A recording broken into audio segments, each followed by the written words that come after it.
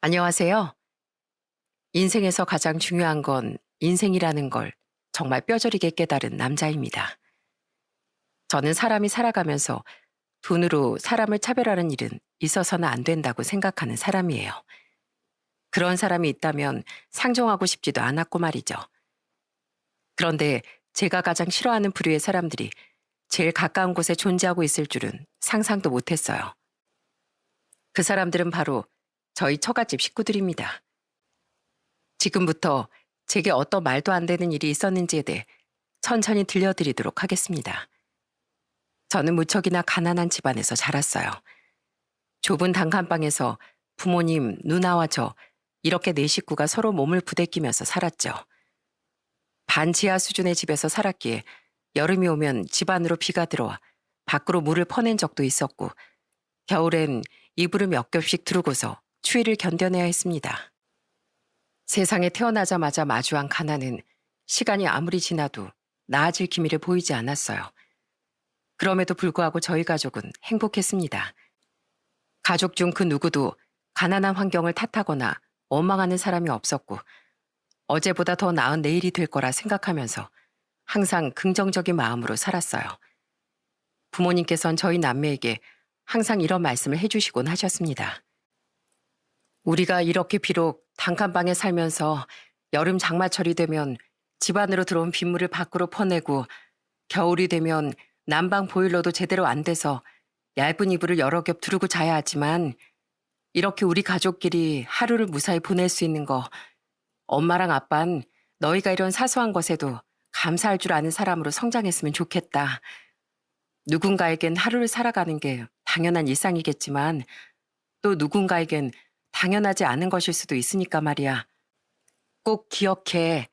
세상은 꼭 돈이 전부가 되는 건 아니라는 걸. 부모님의 이런 교육 덕분에 누나도 저도 환경이 녹록지 않았음에도 불구하고 바르고 꿋꿋하고 긍정적으로 성장할 수 있었어요. 그러던 어느 날 누나가 제게 이렇게 물어보더군요.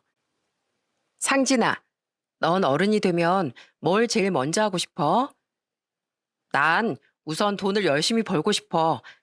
통닭을 먹거나 고기를 먹더라도 돈 걱정을 하지 않아도 될 정도로 많이 벌면 더 좋겠지? 누가 내 동생 아니랄까봐 나랑 같은 꿈을 꾸고 있었네. 나 대학 안 가고 바로 취업해서 돈 벌려고. 뭐? 대학을 안 가고 돈을 벌겠다니 그게 무슨 소리야? 일찍 돈 벌고 싶어서 그래. 그래도 아쉬운 건 없어. 친구들이랑 추억도 많이 만들었고 내가 배울 수 있는 것도 어지간한 건 다 배웠으니까. 누나는 영특하다는 소리를 정말 많이 들었는데 그런 누나가 일찍 돈을 벌고 싶다는 이유로 대학에 가지 않겠다는 말을 하니 제가 다 속상하더라고요. 이 사실을 알게 된 부모님께서도 몇 번이고 누나에게 다시 한번 생각해 보라는 말을 했지만 누나의 의견은 완강했습니다. 그렇게 누난 고등학교를 졸업하자마자 다른 지역에 있는 공장으로 돈을 벌러 떠났어요. 저 또한 누나처럼 졸업을 하자마자 작은 공장에 취업을 했습니다. 태어나 처음 접해보는 공장 일은 적응하기 어려운 것들 투성이었지만 그래도 즐거웠어요. 또래 친구들도 있었고 주변 이모들과 삼촌들도 다들 넓은 마음으로 잘해주셨기 때문이었어요. 그리고 공장에 들어온 지 딱 3년째 되던 해 지금의 아내를 공장에서 만날 수 있었습니다. 아내는 참 긍정적인 사람이었어요. 뭘 하든 밝게 웃는 미소가 매력적인 사람이었고 아무리 힘든 일을 하더라도 표정 한 번 구기는 일이 없었죠. 그런 아내에게 저는 태어나 처음으로 떨림을 느껴 조심스럽게 고백을 했고 아내는 잘난 것도 없고 매력도 없는 저의 어리숙한 고백을 웃으며 받아줬습니다. 그리고 저희는 장장 5년간의 연애 끝에 결혼을 약속하게 됐어요. 사실 아내와 결혼을 하고는 싶었지만 집안 형편이 여유로운 편이 아니라 많이 고민이 됐고 아내에게도 미안한 마음에 쉽사리 말을 꺼내질 못했었는데 아내가 어느 날 제게 이런 이야기를 하더군요. 난 오빠랑 만나는 5년 동안 솔직히 결혼하고 싶다는 생각을 몇 번이나 했는지 몰라. 그런데 쉽게 결혼할래 하고 말이 떨어지질 않더라고. 괜히 오빠가 부담스러워할까 봐.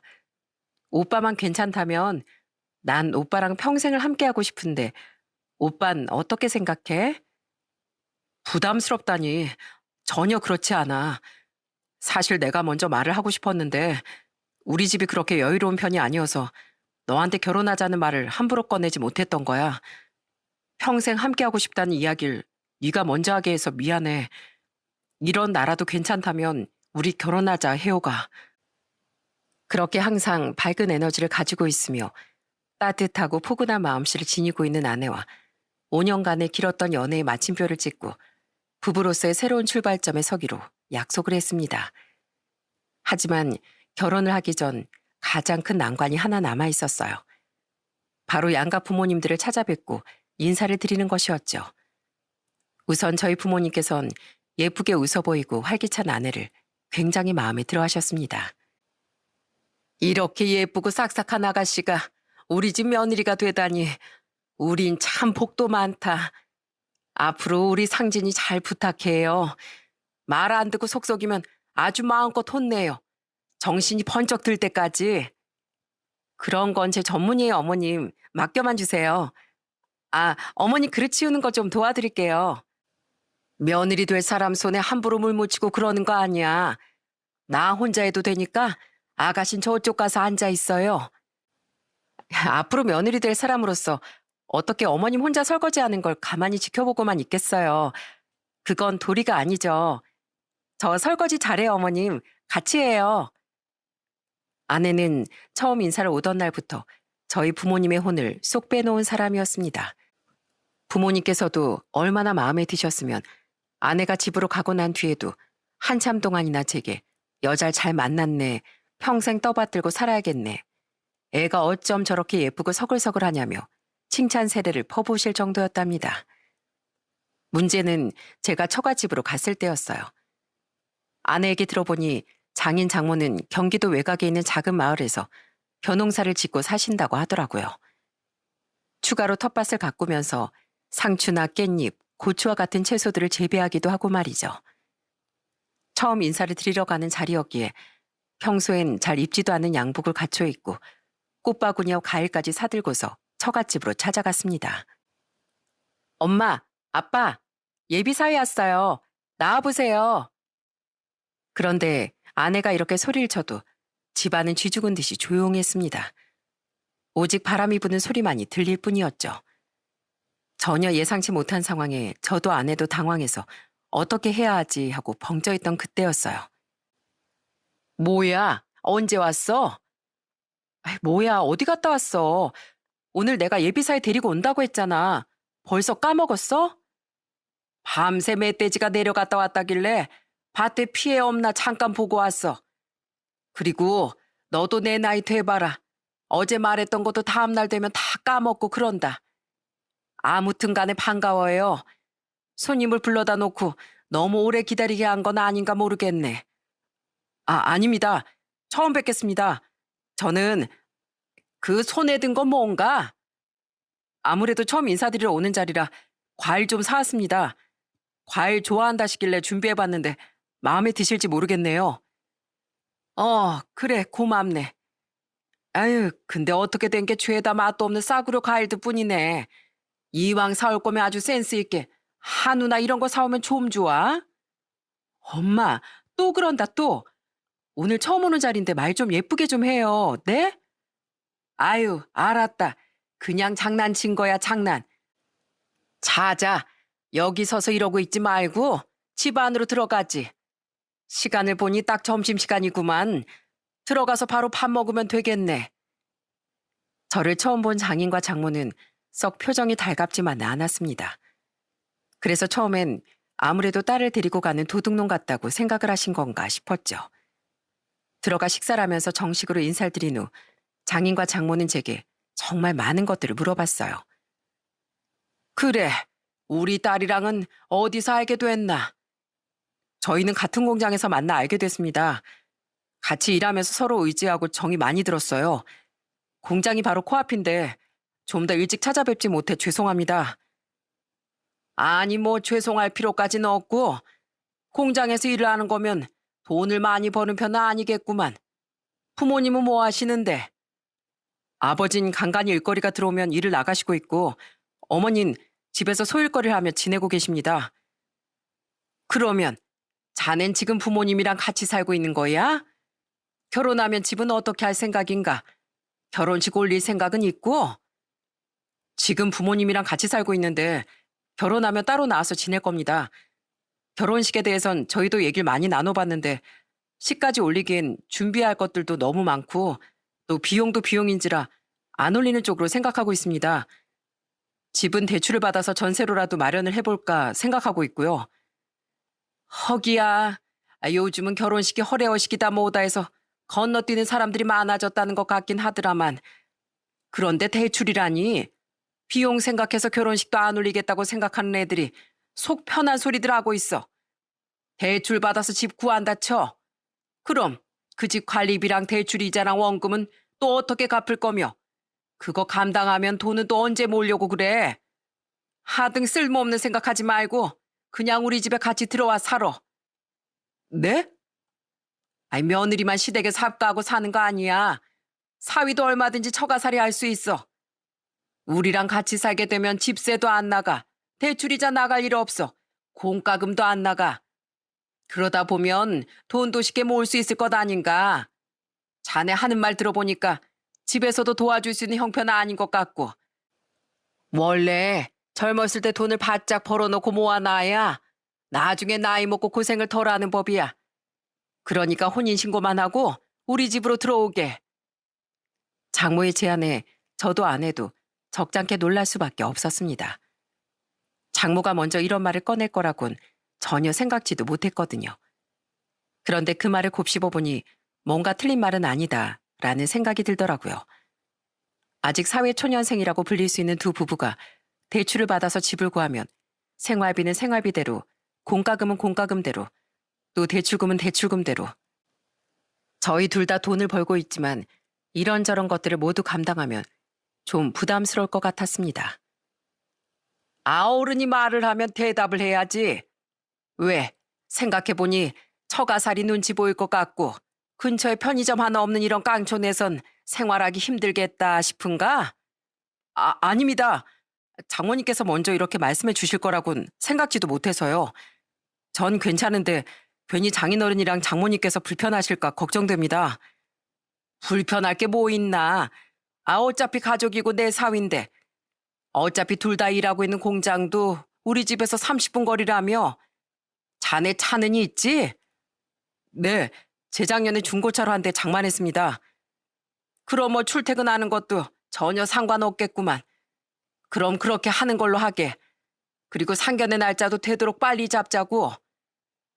그렇게 저희는 양가 부모님의 허락을 받고 일사천리로 상견례까지 진행을 했습니다. 그리고 그 자리에서 처제를 처음 만나게 됐어요. 처제는 서울에서 일을 하고 있다고 했습니다. 20살이 되자마자 집에서 독립을 했고 지금은 너무 바빠서 한 달에 한 번 집에 내려올까 말까한 수준이라고 하더군요. 아무래도 서울에서 직장을 다니는 사람이라 그런지 느낌부터가 다르더라고요. 절 처음 보고서도 그냥 고개만 까딱거릴 뿐 아무런 말도 하질 않아서 저도 불어 처제에게 말을 붙이진 않았습니다. 그리고 식사를 하던 중 장모가 저희 부모님을 향해 합가에 대한 이야기를 꺼냈어요. 박서방, 혼인신고만 하고 나면 저희 집에서 같이 살기로 했습니다. 아무래도 둘 다 아직은 젊은 나이다 보니 따로 나가서 살게 되면 나가는 돈이 많아질 것 같더라고요. 그런 것까지 생각해서 박서방 보고 아예 저희 집으로 들어오라고 했습니다. 제가 우리 사위 잘 대우해드리겠습니다. 그러니까 너무 걱정하지 마세요. 아이고, 사부인, 괜찮으시겠어요? 시댁이 며느리를 끼고 사는 것도 편하지 않은 일이지만 처갓집에서 사위를 끼고 사는 것도 힘든 일일 텐데 생활하기 불편하지 않으시겠어요? 아이, 불편할 게 뭐 있겠어요. 박서방은 이제 저희 가족인데요. 가족이랑 사는데 불편해하면 쓰겠습니까? 그래도 저희 딸이 시댁살이를 하는 것보단 좀 더 마음이 편할 것 같기도 하고요.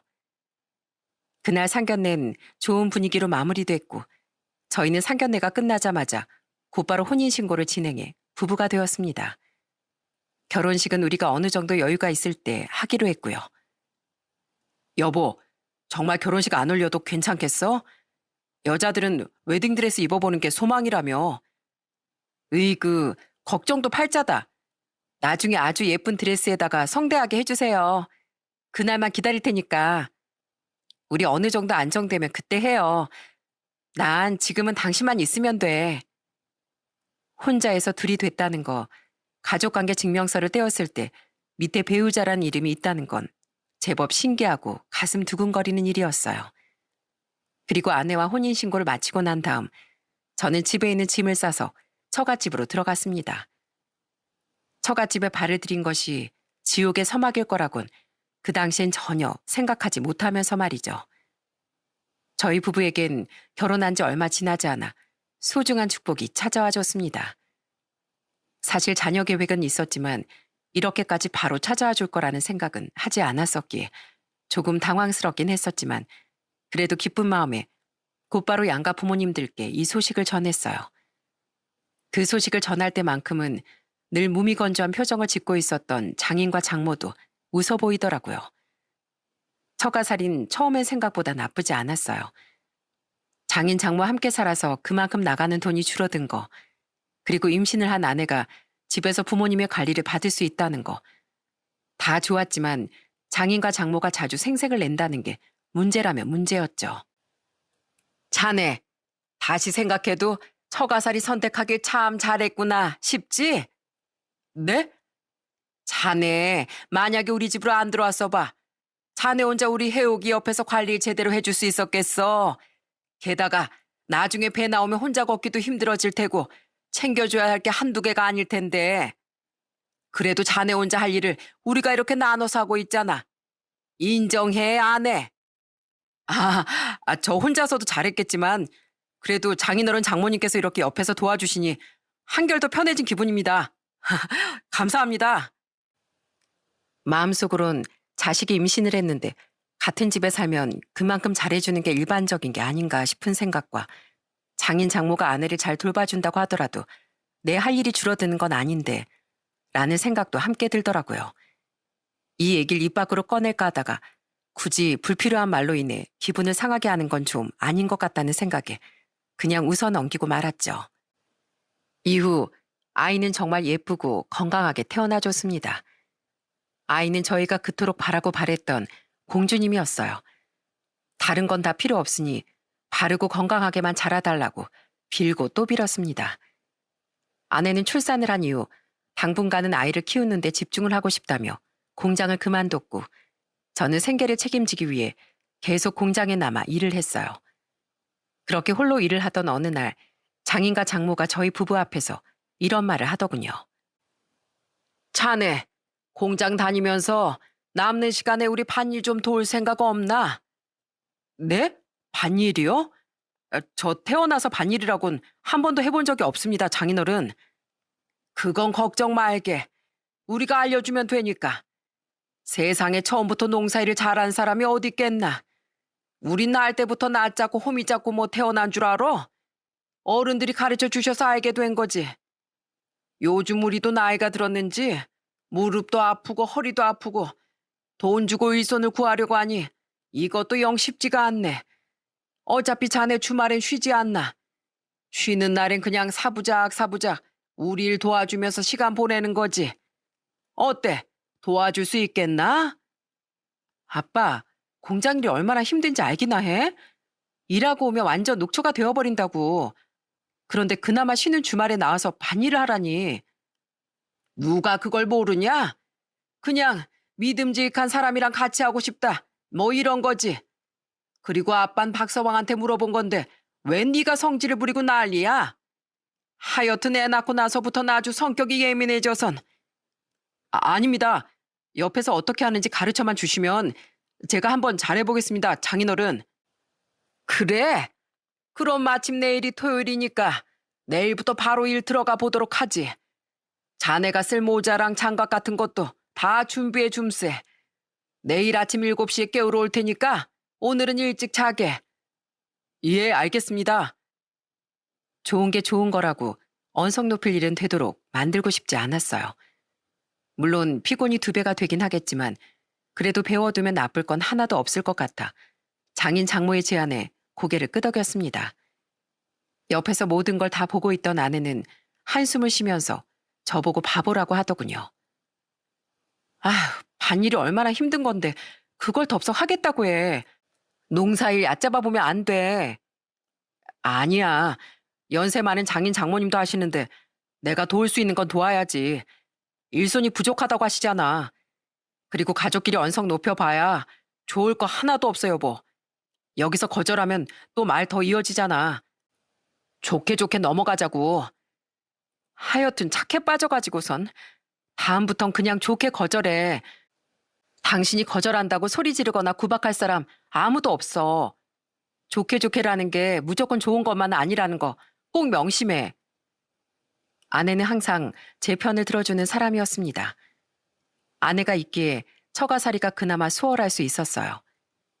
그렇게 아내의 걱정을 뒤로하고 저는 그 다음날 아침 처음으로 장인에게 밭일을 배웠습니다. 그런데 막상 해보니 눈으로 보는 것보다도 훨씬 더 어렵고 힘들더라고요. 허리는 아프지 땡볕에서 일을 하려고 하니 땀은 줄줄 흐르고 꽤 힘들더라고요. 막상 겪어보니 농사일 하시는 분들이 대단하다는 생각까지 들더군요. 그날 일을 다 마치고 나서 장인이 은근슬쩍 제게 이렇게 물었습니다. 오늘 해보니까 어때? 내가 봤을 때 자네 농사가 딱 적성에 맞아 보이는데. 글쎄요 장인어른. 태어나 처음 해본 거라 그런지 손에 익을진 잘 모르겠어요. 적성에 맞는지도 모르겠고요. 누구든 처음은 다 어려운 법이야. 그렇게 하나둘씩 배워가면서 익숙해지는 거지. 자네, 혹시 공장 그만두고 제대로 내일 도울 생각은 없나? 솔직히 공장일 그거에서 뭐 얼마나 벌어? 힘은 힘대로 들고 위험하기도 하고 밭일은 공장일 하는 것보다도 훨씬 쉬울 거야. 내가 잘 알려줄게. 응? 말씀은 감사하지만 하던 일을 그만두긴 어려울 것 같습니다. 집사람도 지금 일을 그만두고 아이를 보고 있고 아이가 클 때까지 분유값이며 기저귀값이며 이런저런 비용들도 많이 들어갈 텐데 제가 일을 그만두고 장인어른 따라 밭일을 하게 되면 돈을 벌 사람이 없어지는 거라서요. 그렇다고 장인어른께 따로 밭일하는 비용을 달라고 부탁드리는 것도 말이 안 되는 상황이고요. 게다가 저희 부모님께서도 누나도 저를 개인적으로 도와줄 형편은 되지 않아서요. 하지만 일을 나가지 않는 날에 가볍게 도와드릴 수는 있을 것 같습니다. 에휴, 자네 뜻이 정 그렇다면야 하는 수 없지 뭐. 기대 가득한 표정으로 제게 물었던 장인은 제가 거절을 하니 금세 퉁명스러운 표정을 하고서 빠르게 등을 돌리고 내려갔습니다. 여기서부터 뭔가 잘못 돌아가고 있구나 하는 생각이 들더라고요. 그리고 모든 것이 완벽하게 틀어지기 시작한 건 결혼한 지 딱 3년이 지났을 무렵쯤 처제가 결혼할 사람을 집으로 데리고 오면서부터였습니다. 그날 참 웃겼던 게 뭔지 아세요? 제가 처음 인사를 드리러 왔을 땐 제가 온다는 사실조차도 까먹고 밭일을 나가셨던 두 분이 처제가 결혼할 사람을 데리고 온다고 하니까 집도 깔끔하게 치우시고 단장도 하시고 동서를 기다리고 있었다는 겁니다. 그 모습을 본 아내가 어이없어하며 장인 장모에게 이렇게 말했어요. 뭐 얼마나 대단한 사람이 온다고 아침 일찍부터 일어나서 집 치우고 단장하고 그냥 예비 사위 처음으로 인사 오는 날 아니야? 뭐 그 사람이 대통령 자식이라도 된대?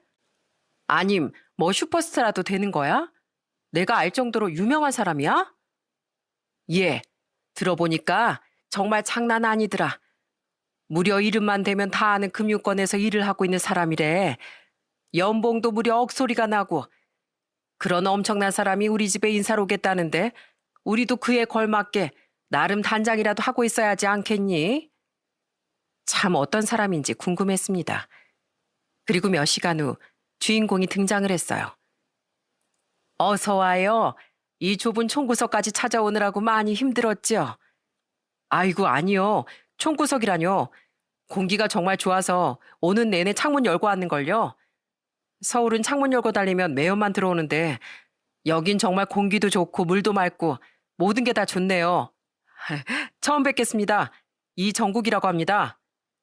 자, 어서 들어와요. 식사 맛있게 차려놨어요.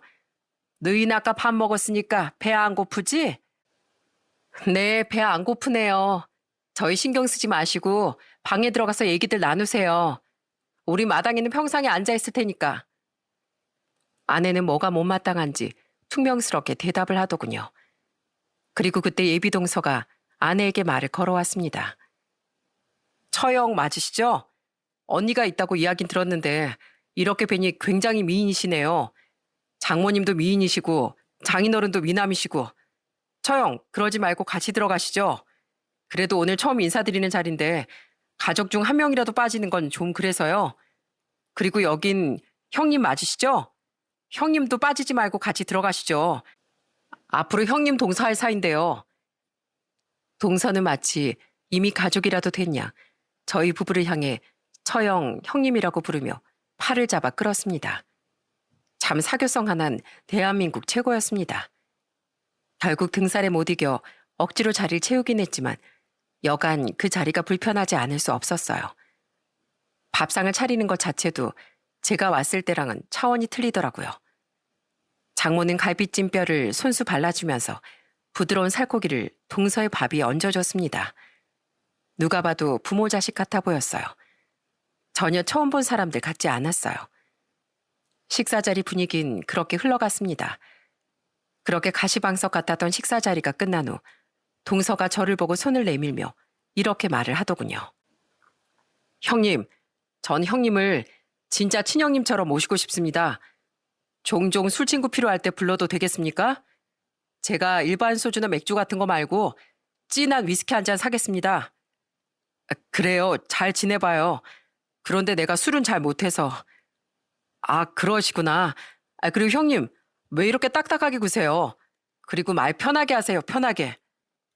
가족으로서 편해지면 그때 편하게 말 놓을게요. 어차피 가족이 될 사람인데 너무 곁을 내어주지 않는 거 아니냐 하시는 분들도 계실 겁니다. 하지만 뭔가 모를 찝찝함이라는 게 있잖아요. 분위기만으로도 멀리하고 싶고 가까워지고 싶지 않은 사람. 동서는 딱 그런 사람이었습니다. 그리고 처제의 결혼 이후 동서의 돈 자랑과 낭비는 점점 더 심해져만 갔어요. 어느 날은 동서가 완전히 삐까뻔쩍한 중형차 한 대를 끌고서 처갓집으로 찾아왔습니다. 그 차는 중형 승용차였어요. 알고 보니 장인을 위해 동서가 직접 가져온 차라고 하더라고요. 장인어른, 제가 장인어른을 위해서 차 한 대 뽑아서 가지고 왔습니다. 낡은 트럭만 타고 다니시는 게 너무 마음 아파서요. 장모님 모시고 나들이 나가실 때 좀 더 편하게 나가시라고 준비해봤어요. 어떠세요? 마음에 드세요? 아이고, 이거 내가 사고 싶어서 항상 들여다보기만 했던 건데 그걸 어떻게 알고 또 이렇게 준비했어? 하여간 우리 둘째 사이 안목 하나는 끝내준다니까. 그런데 이거 굉장히 비싼 차던데 부담스럽지 않았어? 에이, 장인어른, 제가 누굽니까? 팀장 달고 일하는 사람이잖아요. 이 정도는 그냥 카드로 싹 긁어버리면 그만이에요. 껌값이에요, 껌값. 이거 고장나서 시동 안 걸릴 때까지 타셔야 합니다, 장인어른. 아셨죠? 아이, 그럼 누가 사준 건데. 눈 감는 날까지 내가 잘 타고 다닐 거야. 고맙네, 고마워. 장인은 동서의 선물에 아주 입이 찢어지고 광대가 저 하늘높이 솟아오를 정도로 좋아하더라고요. 저와 함께 지낼 땐 단 한 번도 보여준 적이 없었던 웃음이었어요. 장인도 저렇게 웃을 수 있는 사람이었구나 싶었죠.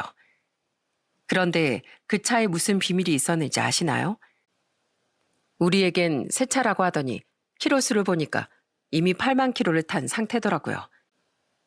동서는 새 차를 사준 게 아니라 중고차를 선물로 줬던 거였습니다. 장인은 그걸 아는지 모르는지 둘째 사위 최고라며 연신 박수를 쳐주더군요. 그리고 생일이나 명절날 드리는 용돈조차도 제가 드리는 것과는 크게 차이가 났습니다. 우리 장모님, 오늘 기 빠진 날이시죠? 장모님 생신 기념으로다가 둘째 사위가 이렇게 준비했습니다. 봉투 한번 열어보세요. 뭘 이런 걸 다 준비했어? 그냥 몸만 와도 되는데. 어디 우리 둘째 사위 선물 한번 열어볼까? 어머나, 이게 다 얼마야? 제가 통 크게 300만 원 넣었습니다. 이걸로 장모님 사고 싶은 것도 사시고 장인어른이랑 읍내 나가셔서 맛있는 것도 드세요. 넉넉하게 담았으니까 충분히 쓰실 수 있을 거예요. 형님은 장모님 생신인데 뭐 준비하셨어요? 동서의 말에 저는 위축이 될 수밖에 없었습니다. 당연히 저도 용돈을 준비했지만 동서와는 너무 차이가 났거든요. 장모님, 저도 용돈 준비했습니다. 매년 드리던 대로 30만 원 정도 넣었어요. 모자라진 않을까 걱정했었는데 그래도 동서가 넉넉하게 드려서 다행이네요. 자넨 이번에도 30만 원뿐인가? 거 작은 사이 좀 본받게. 우리한테 돈을 얼마나 잘 써? 공장에서 일도 하는 사람이 그렇게 주머니에서 나오는 돈이 적어서야 원. 매년마다 20만 원에서 30만 원씩 줬으면 이제 액수를 좀 늘릴 때도 됐지 않나? 아유, 형님. 아무리 그래도 장모님 생신인데 너무 구두쇠처럼 돈 쓰시는 거 아니에요? 저처럼 통 크게, 에? 아끼지 말고 드려야죠. 안 그렇습니까? 참 동서가 얄밉더군요. 그리고 장모님도 옆에서 맞장구를 쳤습니다. 맞아. 역시 우리 둘째 사이가 내 마음을 잘 알아준다니까.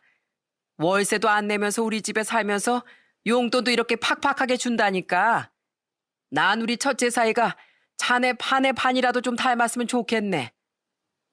사람 면전에 두고 두 사람이 깔깔대는 모습을 보니 가만히 있지 못하겠더군요.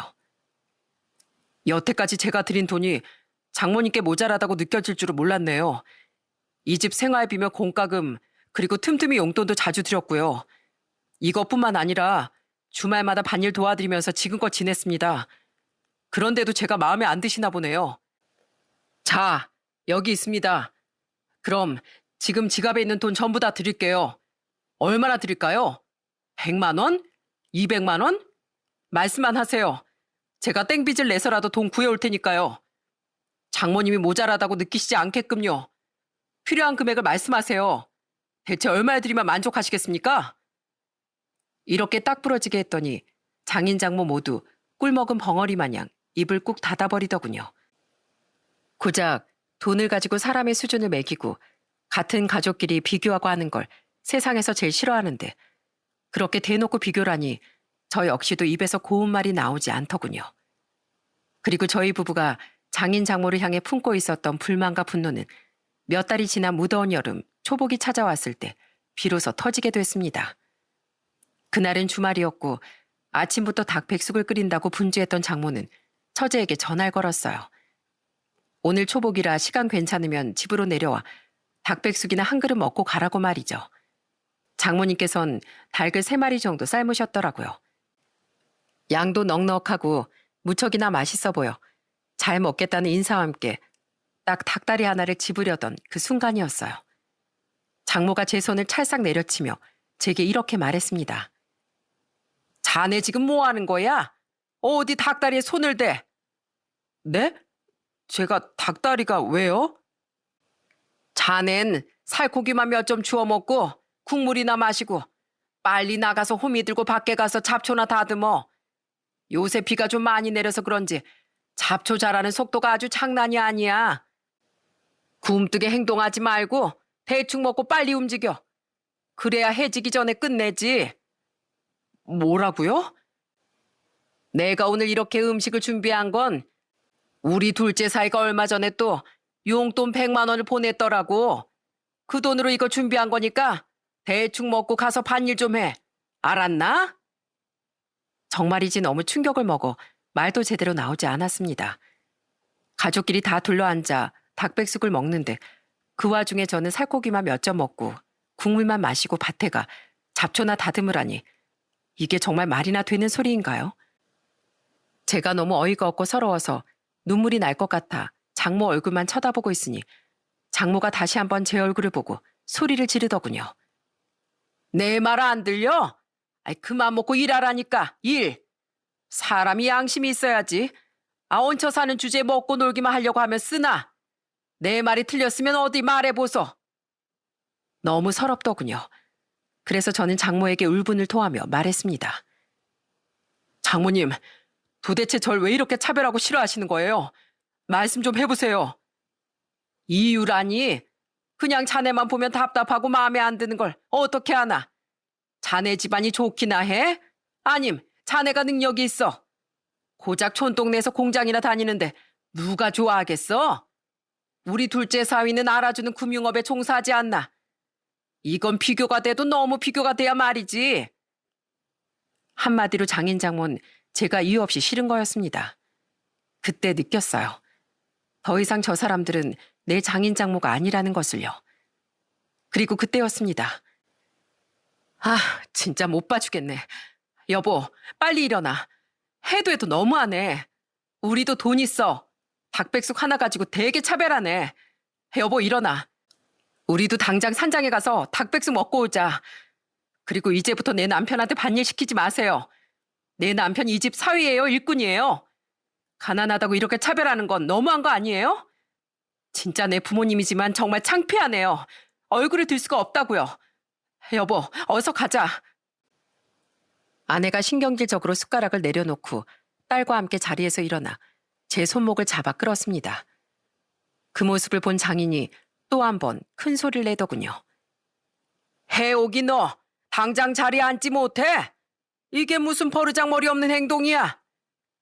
여기 단 1분 1초라도 더 앉아있으면 닭고기 씹다가 넘기기도 전에 체해서 다 토할 것 같아. 무슨 말인지 알아? 숨 막힌다고. 조금이라도 있기 싫다고. 내 입까지 더러지면 먹을 거 더 많아져서 좋으시겠네. 잘난 가족들끼리 많이 많이 드세요.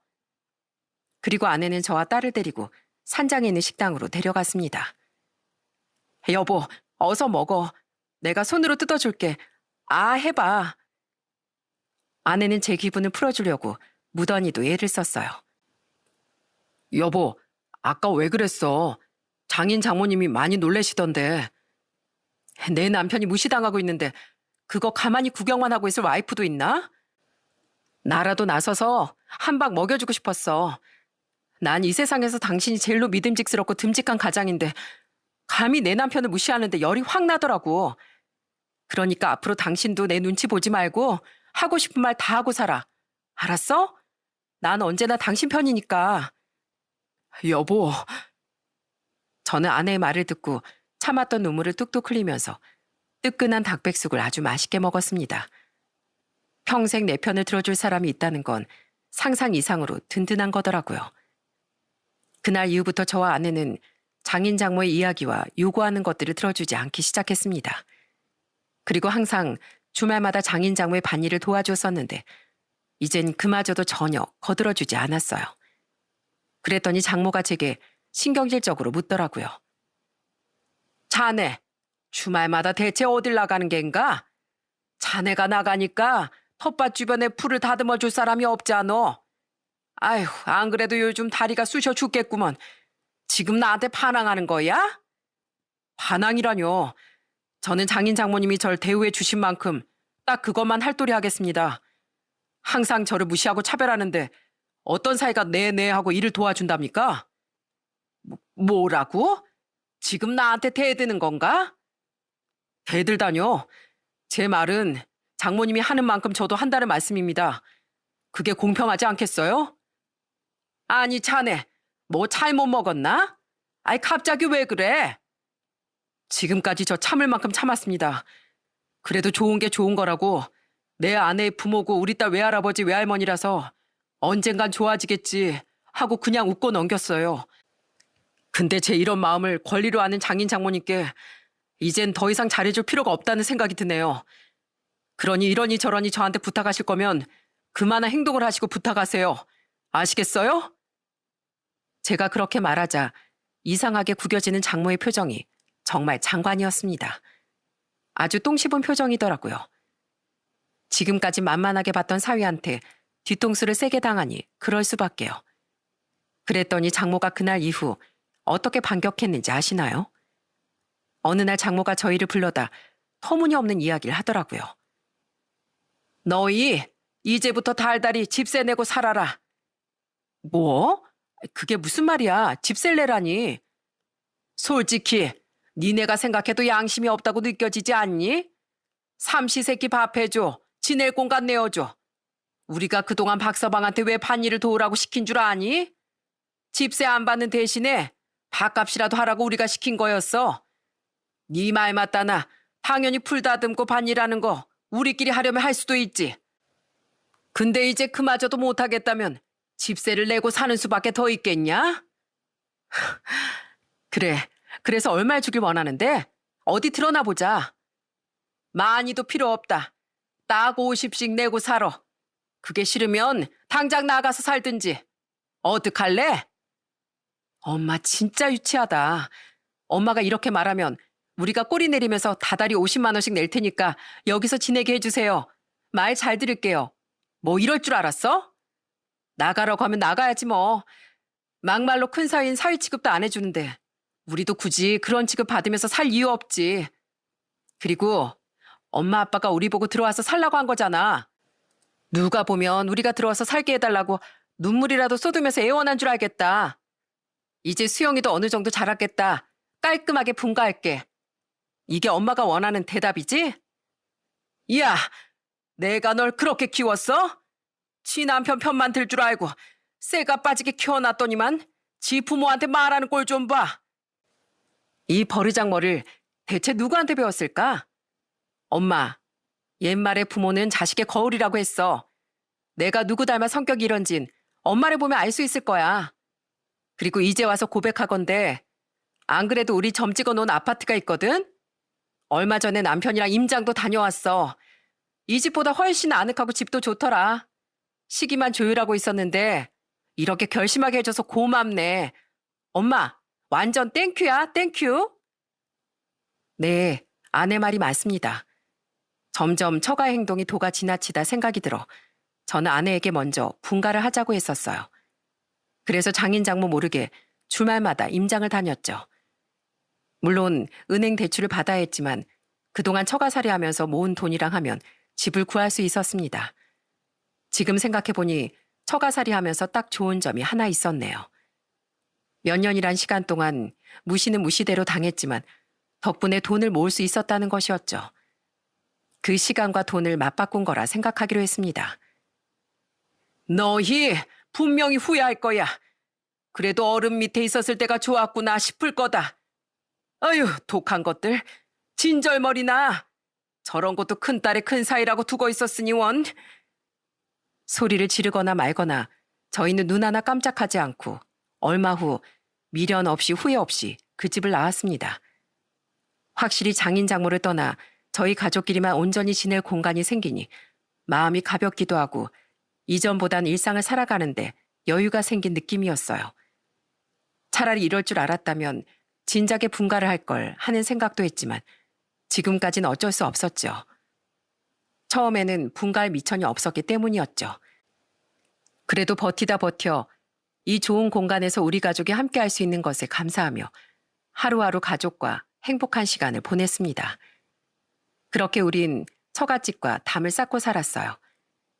참 얼굴 안 보고 사니 어찌나 마음이 편해지던지 얼굴 혈색이 좋아지고 몸도 더 건강해진 것 같았습니다. 만병의 원인은 스트레스라고 하던데 그 말이 딱 맞는 것만 같았어요. 그렇게 처가와 척을 지고 2년이 지난 어느 날이었어요. 장모님이 갑자기 아이고 아이고 하면서 연락을 해오는 게 아니겠어요? 받자마자 엉엉 울면서 제게 막 소리를 치더군요. 박서방, 우리 좀 도와주게. 우리 지금 아주 큰일 났어. 박서방이라뇨? 이젠 사위로 생각 안 한다면서요? 근데 왜 전화하셨는데요? 내가 그동안 미안했네.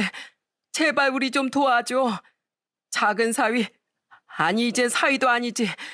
이정구 그놈 때문에 우리 인생이 송두리째 확 날아가 버렸어. 네?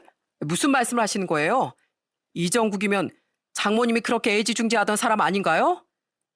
그놈이 처음 우리 집에 인사를 왔을 때 명함까지 내밀면서 자기 이름만 다 대면 아는 금융회사에서 팀장으로 근무하고 있었다고 했잖아.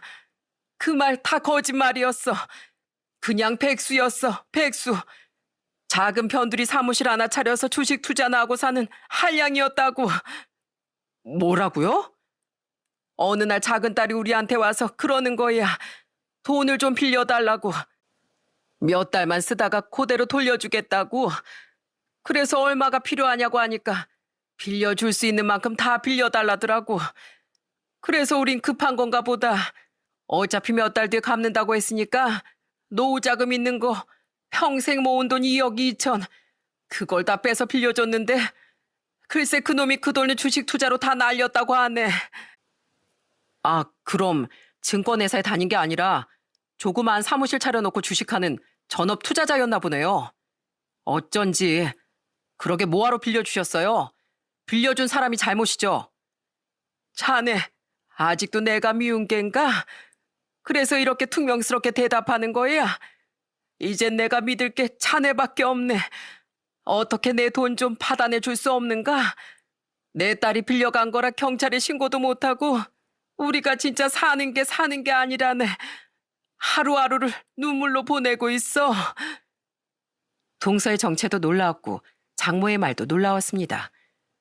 알고 보니 동서는 금융맨이 아니라 전업 투자자였고 처제도 그걸 알면서도 장인 장모를 속여왔던 거였습니다. 하긴 백수라고 하면 누가 좋아하겠어요. 그래서 아주 직업을 속인 걸로 보였죠. 동서는 장인 장모 노후자금 2억 2천을 해외 선물 투자를 하다가 전부 손실을 봤다고 했습니다. 그때 당시엔 우리나라랑 해외랑 주식 경제가 완전히 추락한 시기였는데 그 시기에 그렇게 무리하게 해외 선물 투자를 하다가 다 망해버려서 한 푼도 안 남은 거였어요. 더 중요한 건 장인 장모가 차용증 그런 것도 안 받아놔서 한 푼도 돌려받지 못하는 신세가 됐던 거였습니다. 부모를 속인 처제도 놀라웠고 작심하고 장인 장모를 속인 동서라는 사람도 놀라웠습니다. 결국엔 동서와 처제는 이혼을 준비하고 있다고 했어요. 동서는 더 이상 처가에 돈이 없다는 걸 알고 처제를 손절한 걸로 보였습니다. 그렇게 우리 둘째 사위 하더니 그 동서 때문에 나락간 모습을 보고 만감이 교차하더군요. 딱하기도 하고 미안하지만 시원하기도 했습니다. 장모님, 많이 속상하시겠어요.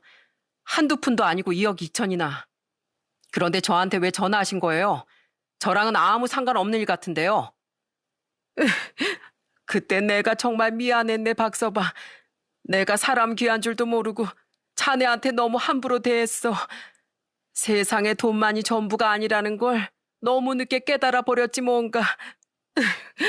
우리가 자네한테 진심을 다해 사과하겠네. 찾아와서 무릎을 꿇으라면 꿇을게. 그러니 제발 우리 좀 도와줄 수 없을까? 이렇게 부탁하네, 박서방.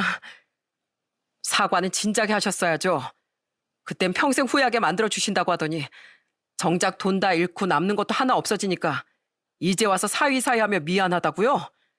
이런 상황에서 사과라면 어느 누가 진정성을 느끼겠습니까? 이제서 후회하고 사과하셔도 아무 소용 없습니다. 저희는 이미 마음이 다 떴거든요.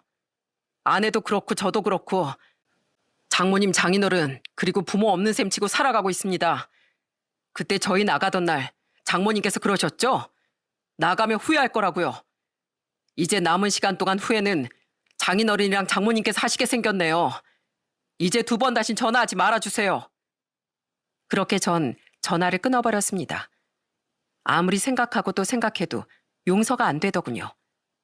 본인들이 어려운 상황에 놓이자 그제서야 빌빌 기면서 사과하는 꼴이라니. 정말이지 화가 확 치밀어 올라 저도 마음속에 쌓여있던 말들을 모조리 털어내버렸습니다. 그리고 장모가 뭘 도와달라고 했는 줄 아시나요? 본인들 노후자금 절반이라도 줄 수 없겠냐고 하더군요. 무려 1억이라는 돈을 아파트 대출받아서 도와달라고요.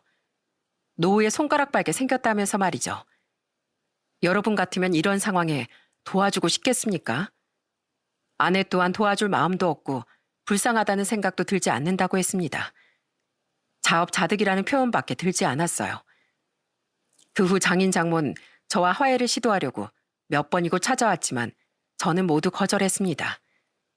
아내한텐 그래도 부모님들이시니 혼자서 다녀오라고 말을 했어요. 어떻게 부모 자식 간의 연을 끊게 할 수 있겠습니까? 그래서 지금은 명절에나 아내 혼자 하루 갔다 하루 다녀오는 정도랍니다. 꼭 다녀오면 이런 말씀을 한다고 하신다고 하더군요. 그래, 박서방은 아직도 우리가 싫대냐? 도대체 어떻게 하면 우리 마음을 받아주겠대? 네가 가서 박서방 좀 잘 설득해서 데려오면 안 되겠니? 이렇게요. 하지만 전 아직 시간이 많이 필요할 것 같습니다. 그러게 있을 때 잘하지 그랬을까요? 전 그 시간이 언제가 될지 모르겠지만 이제 모든 걸 잊고 우리 가족들에게만 집중하려고 합니다. 아내는 저희 부모님께 얼마나 잘하는지 몰라요. 저희 부모님도 아내를 딸처럼 대해주시고요. 바로 이런 게 제가 원했던 거였는데 혹여라도 장인 장모가 이 방송을 보신다면 많은 걸 느끼시길 바랄 뿐이네요. 때로는 다른 쪽의 잔디가 더 푸르게 보일 수도 있지만 그 잔디는 인공 잔디일 수도 있다는 걸 기억하라는 말이 있습니다. 내가 바라본 시선이 아니라 다른 쪽이 더 멋지고 화려해 보일 수도 있지만 겉면만 번지르르 하고 속은 썩어 있을 수도 있으니 보이는 것만으로 현혹되지 말라는 뜻을 가지고 있는 명언이죠. 이 글을 보시는 분들께서는 절대로 돈으로 남을 비교하거나 구분짓는 행동은 하지 않으시길 바라는 마음을 담아 이렇게 사연을 보냅니다. 제 이야기는 여기까지입니다. 끝까지 봐주셔서 진심으로 감사드립니다.